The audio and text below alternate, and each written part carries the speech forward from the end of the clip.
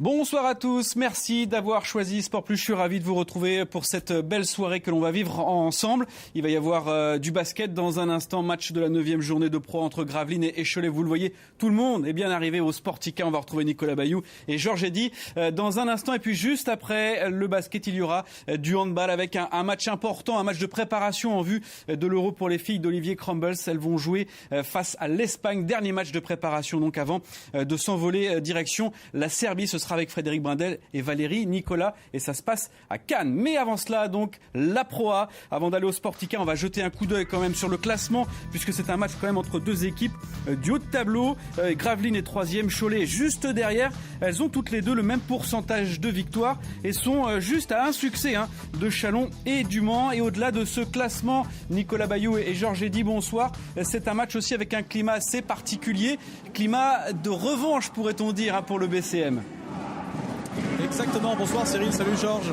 Bonsoir. C'est une histoire particulière que vivent ces deux équipes depuis 3 saisons parce que depuis 3 ans, Cholet arrive toujours à battre cette équipe de Gravelines en play-off. En 2010 et en 2011, c'était au stade des demi-finales. Cholet avait réussi à se qualifier pour la finale à Bercy à chaque fois en battant Gravelines, donc en demi-finale. Et puis l'an passé, on pensait que Gravelines allait prendre sa revanche en terminant premier de la saison régulière avec le meilleur bilan de la Pro A. Cholet avait terminé 8e, tout juste qualifié pour les play-offs. Mais encore une fois, Cholet a coupé la tête de cette équipe de Gravelines en éliminant cette formation dès les quarts de finale. Et puis Cholet, même si les équipes ont changé, s'est renforcé depuis quelques jours avec l'arrivée de Derrick Obaswan que vous voyez à l'image, le joueur nigérian, ancien meilleur marqueur du championnat de France de Pro avec Pierre Toulon. C'était il y a 2 ans. Georges, il tournait à 20 points de moyenne. Mais ce match aussi, c'est une histoire de retrouvailles, Georges, entre deux anciens coéquipiers.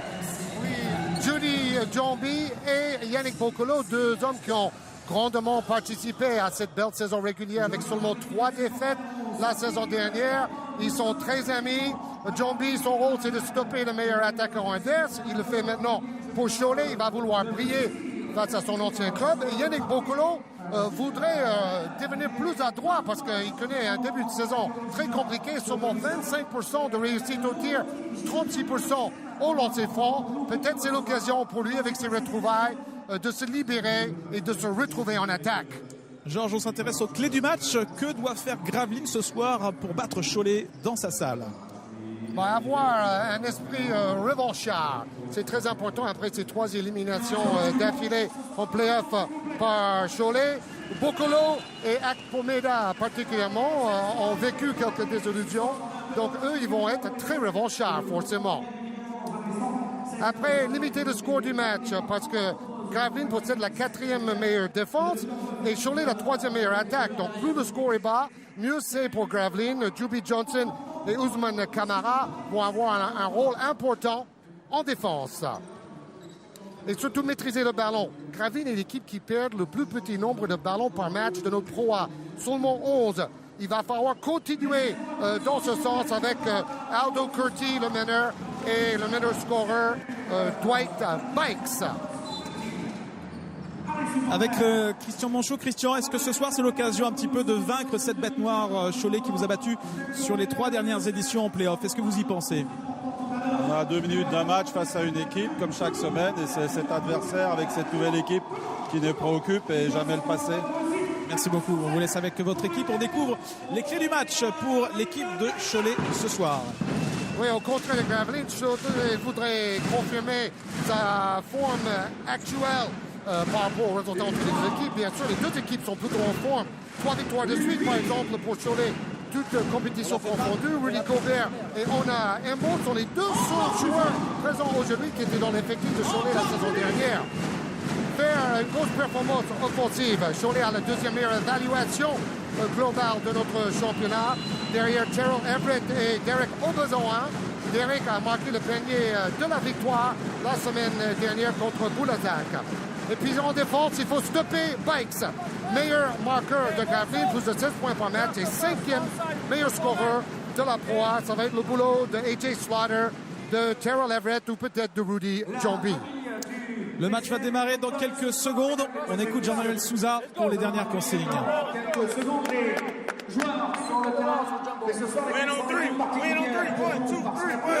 On découvre les 2-5 de départ, Georges, pour ce match. avec le 5 de départ pour l'équipe de Gravelines. Meilleur shooter à 3 points au All-Star Game de la soirée de la LNB. Avec Dwight Bikes, Yannick Boccolo, David Noël, Cyril Akpomeda et Ludovic Vati. Pour Cholet, Terrell Everett, Rudy Djombi, Derrick Obassoane, Marcus Gorry et Rudy Gobert. Les arbitres. Attaché au littoral, Benoît était un visage aussi brillant que convivial. Adepte du carnaval, bon vivant, Benoît aimait partager et échanger avec les uns et les autres en toute simplicité.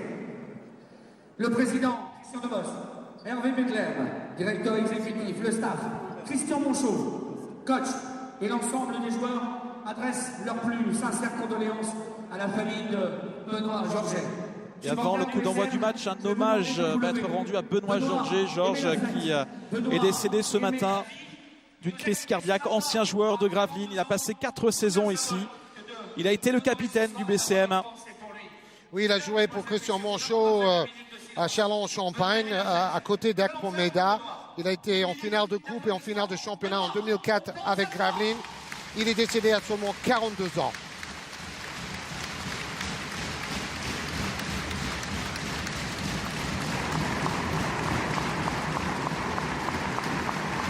Un bel hommage du public de Gravelines. L'émotion pour Christian Monchot, il le connaissait bien. Il était toujours resté dans la région et resté ami avec Christian Monchot et surtout Hervé Bedelem, le directeur sportif qu'on voit ici à l'image, très ému, très choqué par sa disparition brutale ce matin. Benoît était même le gérant du patrimoine de Hervé Bedelem. Donc, et il est passé aussi très très proche par Cholet. Il a été formé à Cholet. Donc c'est aussi un moment émouvant pour Cholet Basket qui a vu passer Benoît Georget et pour toute la famille du basket français. On se souvient de Benoît Georget aussi au concours des tirs à 3 points lors du All-Star Game à Bercy. Un très grand shooter.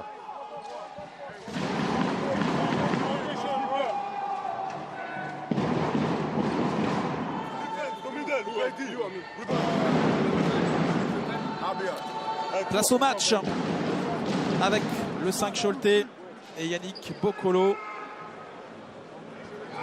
Les deux équipes qui ne sont qu'à une victoire de la première place. Match à enjeu ce soir, même si tout n'a pas été parfait pour le moment pour ces deux équipes dans ce début de saison. Elles sont en forme, Georges vous l'a dit.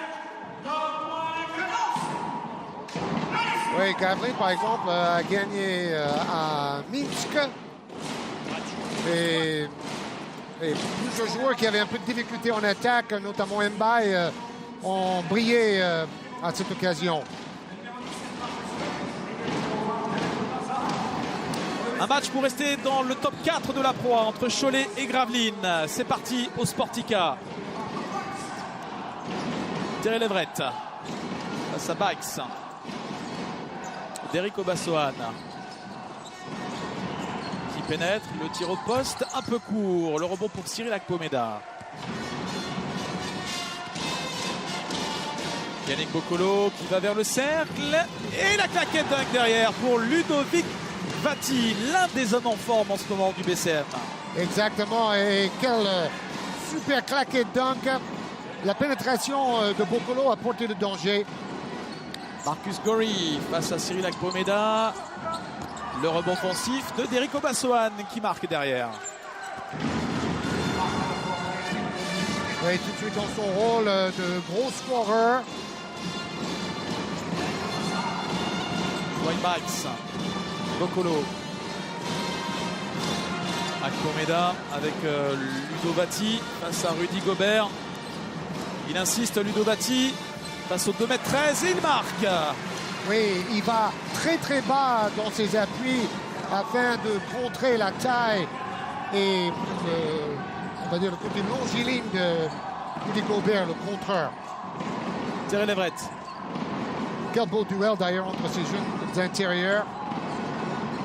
Obassoane pénètre, qui ne marque pas. Et le rebond pour David Noël qui va vite. La contre-attaque pour David Noël. Oui, lancé par le rebond défensif de Ludovic Vati. Everett Curry, Obaswan qui joue à l'intérieur sur Rudy Gobert qui avait l'avantage de taille face à David Noël. Et ce qui est étonnant avec cette équipe de Cholet, c'est qu'avec tous les changements de joueurs et le changement de coach, ils ont quand même très rapidement dans ce début de saison affiché un beau jeu collectif en attaque. Vous avez vu, ça joue très très large. Ils essaient de servir Gobert à l'intérieur.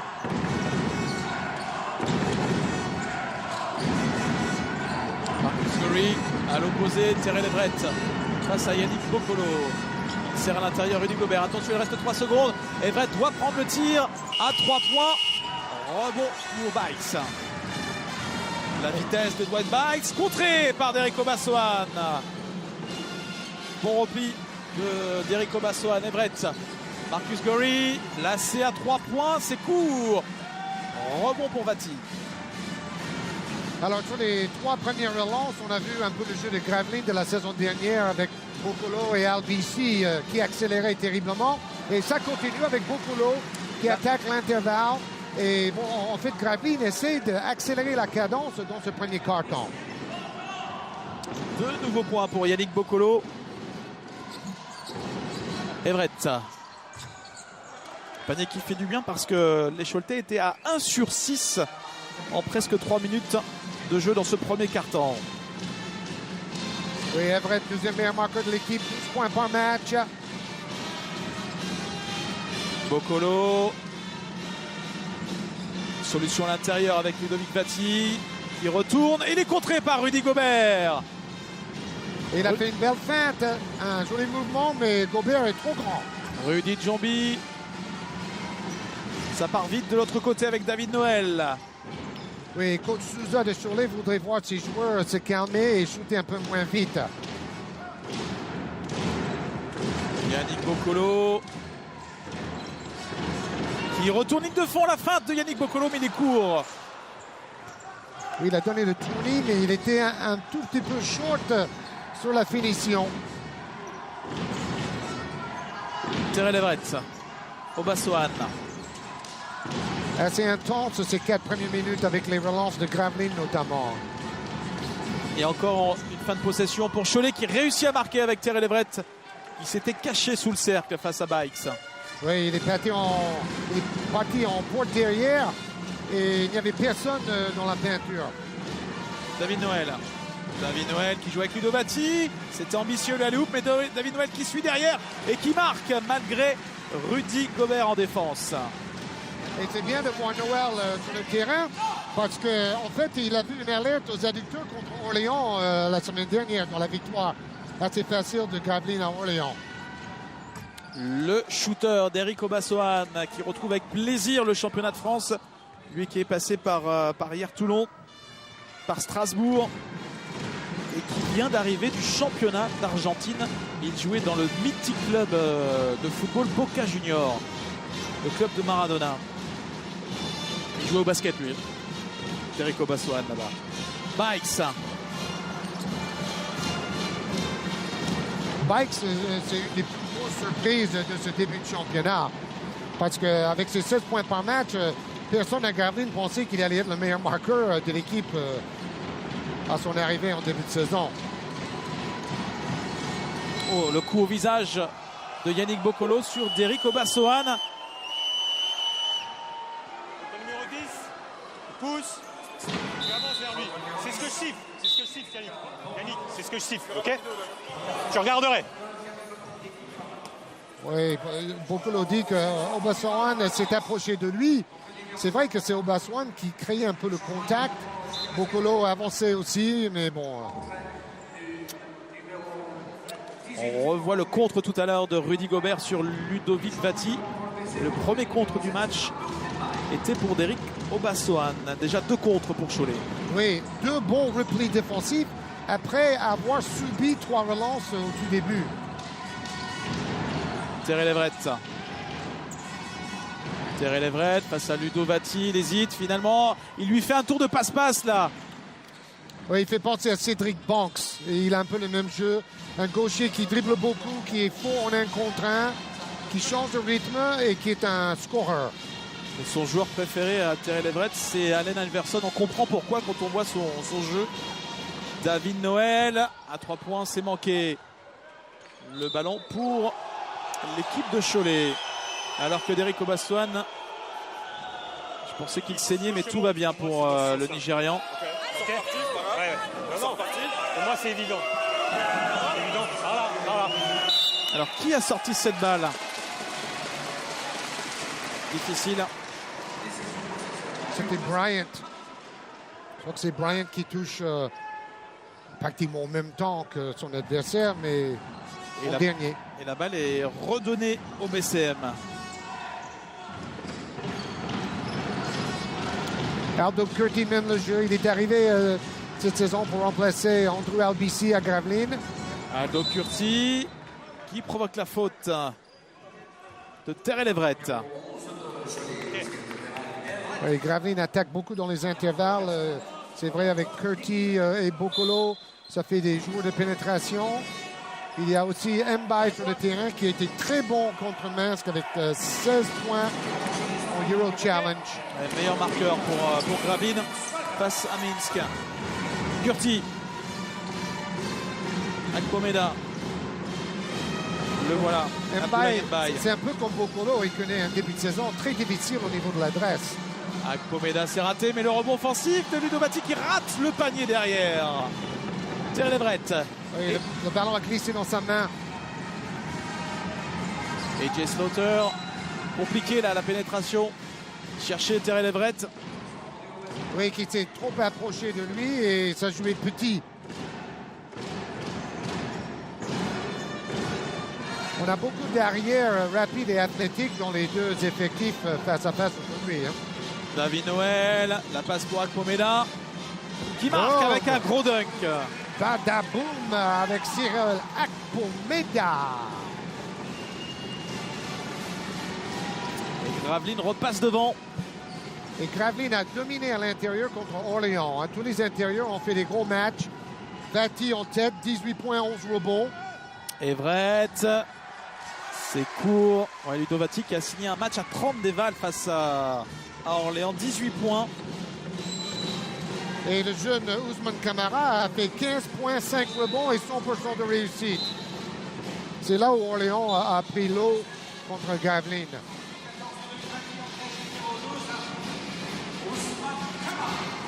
Ousmane Camara, justement, qui rentre sur le parquet du Sportica.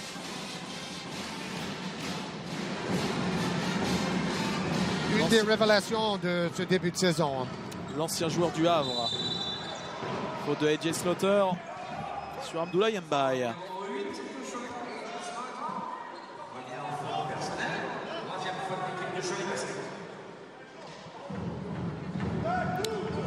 C'est la 3e faute pour Cholet dans ce carton.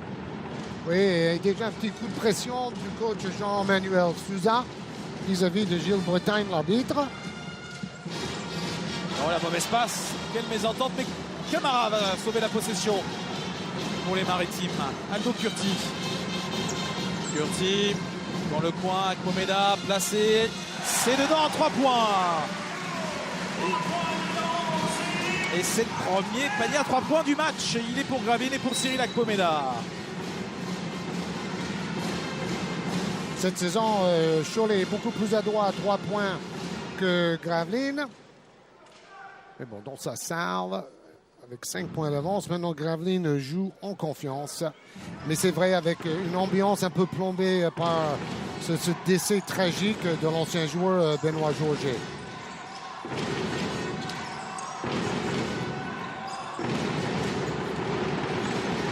Terrell Everett. Rudy Jombi à 3 points les cours. Oh, bon pour Mbaye. Au moins, il va bien connaître la salle et les cercles. Abdoulaye Mbaye. Et peut-être le match en Euro Challenge va le libérer, lui. Et Bokolo était très bon aussi contre Minsk. 14 points, 3 passes. Et c'est une série de 7-0 après ce panier d'Abdoulaye Mbaye. 7-0 en faveur de Gravelines. Good defense, keep him on this side. If you stop it, don't overhelp. No kick out pass for shot. Be on the guy. Don't let it drive. If he drive, we stop him. All right. we have a stopper, a dropper, and then we cut the pass. Watch, when they're in trouble, they find two curlers. 2 times they find the curlers down low. Okay, and an offensive rebound. For the moment, they don't step out, they control. Get the pick and separation and read.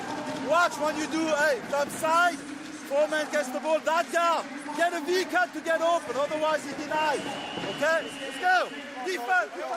1, 2, 3. Voilà, beaucoup de paroles concernant la défense. 4e meilleure défense de la Pro A, mais Cholet est 6e, donc on a 2 équipes qui sont fortes en défense. On voit les plus belles actions et les plus jolis pom-poms de ce premier carton.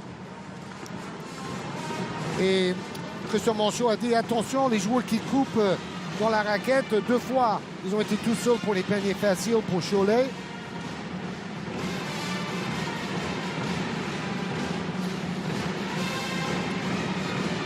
Bon, en plus, après un long voyage en Biélorussie, Gravelines démarre bien. C'est reparti, donc 7 points d'avance avec cette série en cours, 7-0 en 2 minutes 30 pour le BCM.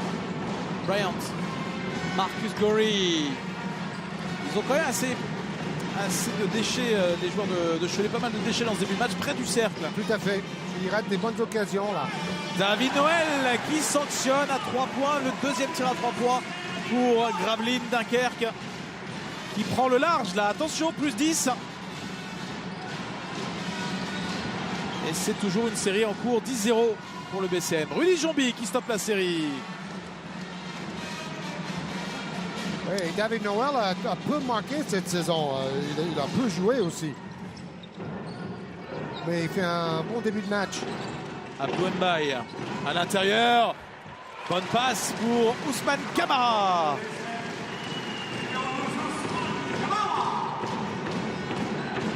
Et Rudy Gobert va revenir en défense pour Cholet. Jean-Manuel Souza l'a rappelé. Trevon Bryant. Et les bonnes mains de Trevon Bryant. Oui, donc face au jeune Camara, il n'y avait pas d'aide de ses coéquipiers. Il a pu enchaîner ses mouvements et se retourner vers la planche. Abdou Mbaye. Aldo Curti.